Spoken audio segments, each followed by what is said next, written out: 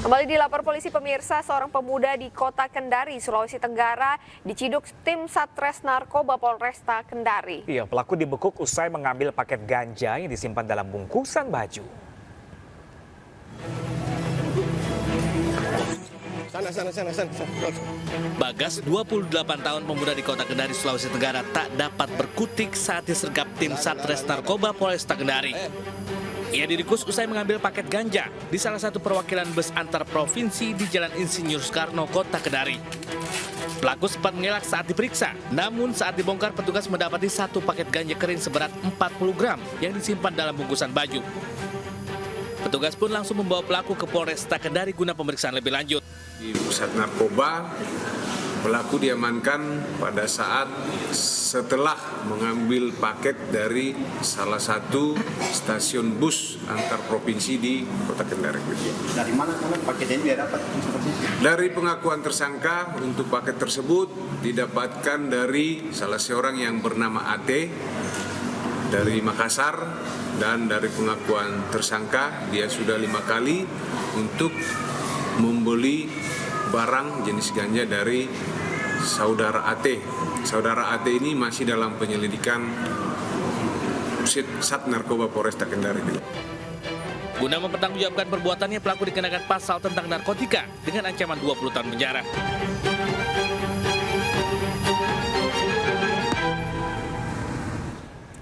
Sidang perintangan penyidikan dalam kasus penembakan Brigadir Yosua kembali digelar di Pengadilan Negeri Jakarta Selatan. Ya, pemirsa, para terdakwa dihadirkan dan menjalani sidang di 2 ruang yang berbeda.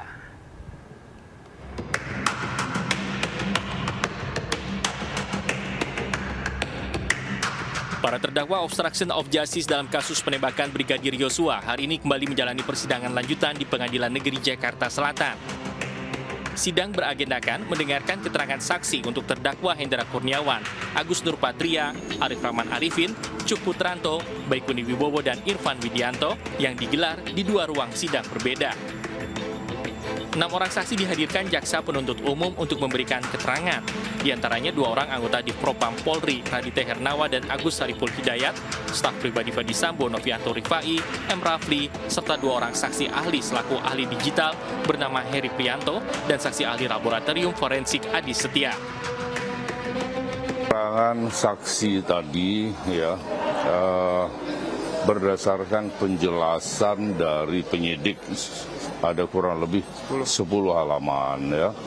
Nah, dari 10 halaman itu dia memberikan 2 jawaban. 2 jawaban itu hampir merupakan pendapat menurut saya ya. Dia menerangkan bahwa perbuatan Hendra ini bertentangan atau tidak sesuai dengan SOP.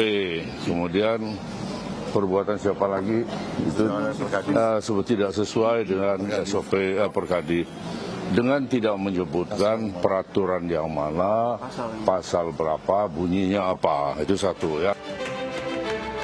Dalam perkara obstruction of justice, 6 orang mantan anak buah Ferdi Sambo ditetapkan sebagai tersangka karena diduga melakukan upaya perintangan penyidikan kematian Brigadir Yosua dengan merusak maupun menghilangkan barang bukti berupa rekaman CCTV di Komplek Polri Duren 3. Dari Jakarta, Nadia Valeri, Leman, dan Khairuddin, iNews melaporkan. Ya, pemirsa, untuk pertama kalinya Richard Eliezer memberikan kesaksiannya dalam sidang kasus pembunuhan berencana Brigadir Yosua. Sejumlah fakta mengejutkan diungkap oleh Eliezer, mulai dari wanita misterius di rumah Bangka hingga Ferdi Sambo yang pisah rumah dengan istrinya.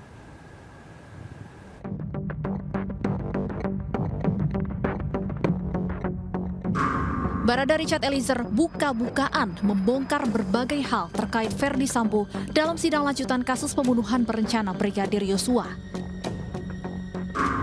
Salah satunya adalah fakta bahwa Ferdi Sambo dan istrinya Putri Chandrawati lebih sering pisah rumah. Saudara FS ini lebih sering di mana? Di Bangka atau di Saguling? Di Bangka, Yang Mulia.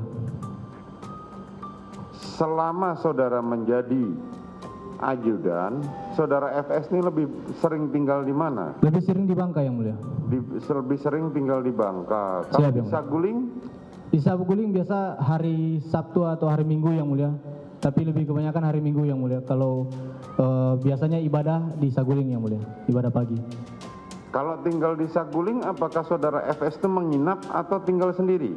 Biasanya kalau hari Minggu menginap yang mulia, sampai kalau Seninnya yang mulia. Bangka dan Saguling ini kan nggak jauh. Siap yang mulia. Kenapa saudara FS pisah rumah begitu? Siap, biasanya karena beliau pulang sudah tengah malam yang mulia. Eliezer juga menceritakan momen wanita misterius menangis di rumah Bangka. Saat itu Ferdi Sambo dan Putri Chandrawati juga tengah berada di sana. Kita singgah di kediaman Bangka. Jadi pada saat mampir di kediaman Bangka, ibu turun, saya lihat kondisi ibu kayak lagi marah yang mulia. Jadi saya juga tidak berani menanyakan yang mulia. Itu ada Mbak Datia juga, anaknya ibu. Udah masuk semua, turun. Baru Bang Yos bilang, Cat parkir mobil di belakang. Saya parkir mobil di belakang. Ada mungkin setengah jam kemudian yang mulia Pak Efes pulang. Itu yang naik piket sama Pak Efes, Bang Romer sama Sadam yang mulia.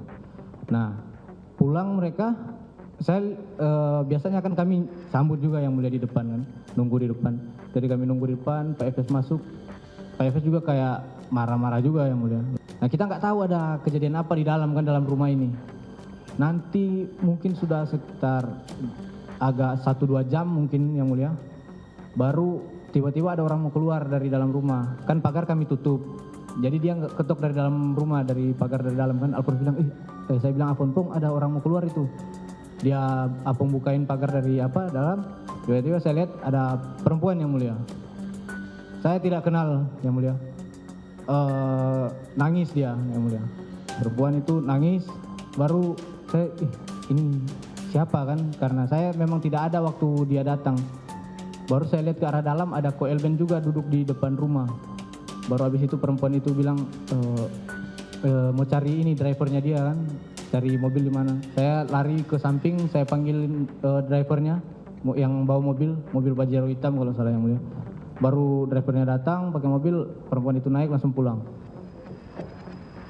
Nah, dari situ yang mulia, semenjak kejadian itu Pak Efes ini sudah lebih sering di Saguling yang mulia.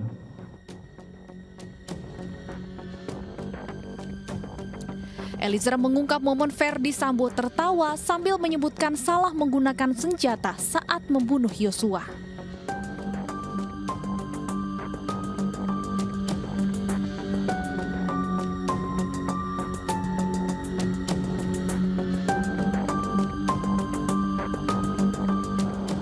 Di dalam ruang propos tersebut, apakah pernah Ferdi Sambo mungkin bercerita-cerita tentang kejadian itu lagi? Mungkin ada masalah tembak dan itu. Coba terangkan itu dulu. bukan di propos Bapak. Kalau cerita tentang itu di kediaman Bapak. Oh, di kediaman. Coba ceritakan apa cerita. Jadi pada situ ada Bang Riki juga.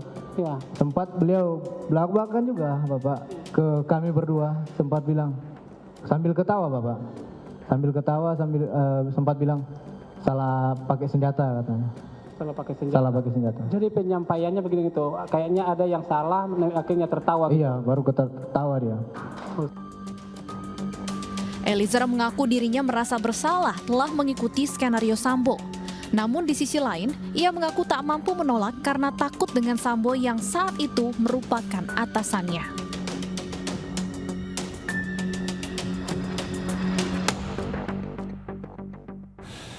Sementara itu, pemirsa, Bareskrim Mabes Polri memanggil keluarga Ismail Bolong atas kasus tambang ilegal. Istri dan anak Ismail diperiksa sebagai saksi. Dalam video ini, beberapa orang yang diduga sebagai keluarga dari Ismail Bolong memasuki gedung Bareskrim Polri. Kehadiran mereka ke Bareskrim Polri dikonfirmasi langsung oleh kuasa hukum Ismail Bolong melalui sambungan telepon. Ya, pemeriksaan terhadap keduanya ini berkaitan dengan peran masing-masing di perusahaan tambang. Diketahui bahwa anak Ismail Bolong merupakan direktur utama perusahaan tambang batu bara ilegal yang berlokasi di Kalimantan Timur. Dan kegiatan tersebut tidak dilengkapi surat izin penambangan di daerah saat ini. Terkait kegiatan yang saya laksanakan, saya sudah berkoordinasi dengan Kabareskrim, yaitu ke Bapak Kabar Eskrim Komjen Pol Agus Sarjanto dengan memberikan uang sebanyak 3 kali, yaitu pada bulan September 2001 sebesar 2 miliar, bulan Oktober 2021 sebesar 2 miliar, dan bulan November 2021 sebesar 2 miliar. Uang tersebut saya serahkan langsung kepada Komjen Pol Agus Sarjanto di ruang kerja beliau. Keinformasi lainnya pemirsa, seorang bandar narkoba tewas ditembak polisi di kota Medan, Sumatera Utara. Ya, keluarga sempat mendatangi rumah sakit karena dipersulit saat hendak membawa pulang jenazah.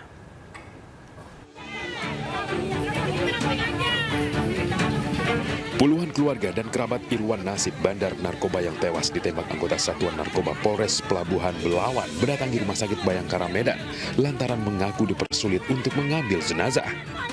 Setelah bernegosiasi, keluarga akhirnya membawa pulang jenazah ke rumah duka di Jalan Kurlautio Sudarso, lingkungan 14 Gang Mafo, Kelurahan Pekan Labuhan, Kecamatan Medan Labuhan, Kota Medan. Pihak keluarga meminta polisi bertanggung jawab atas insiden penembakan ini. Jadi dibuatnya di kertas tadi bahwa orang itu berkelahi. Kami nggak mau. Maksudnya kami orang dia nggak ada berkelahi. Kenapa Bapak bilang berkelahi? Kami nggak mau nandatangani. Sampai akhirnya bisa dibawa. Nah, dia itu dikasih lagi surat. Dia bilangnya bahwa ibu tahu kejadian segini, penangkapan apa segala macam, nggak nyambung lagi kakak ipar ini nggak ada kayak gini Pak. Sebelumnya, penembakan yang dilakukan anggota polisi dari Satuan Narkoba Polres Pelabuhan Belawan yang menewaskan seorang bandar narkoba di Pekan Labuhan, Kota Medan, Sumatera Utara sempat terekam CCTV rumah warga. Dalam rekaman itu, 3 polisi datang ke lokasi.